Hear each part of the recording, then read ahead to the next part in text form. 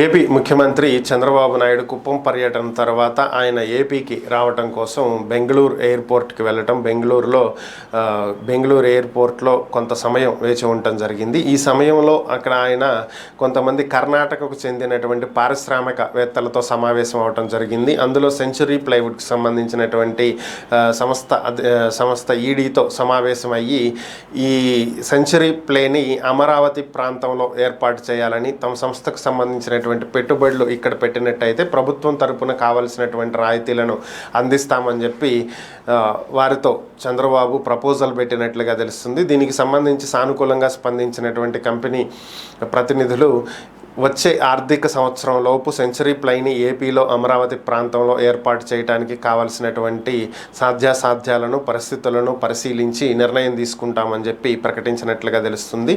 ఇక ఏపీకి మరిన్ని పెట్టుబడులు తీసుకొచ్చేటువంటి ప్రక్రియను చంద్రబాబు మొదలుపెట్టినట్లుగా తెలుస్తుంది. వ్యాపారవేత్తలతో సమావేశాలు, అలాగే ఇతర రాష్ట్రాలలో ఉన్నటువంటి వ్యాపారాలను కూడా ఏపీకి వారి కార్యాలయాలను ఏర్పాటు చేసే విధంగా వారితో చర్చలు జరుపుతున్నట్లుగా సమాచారం.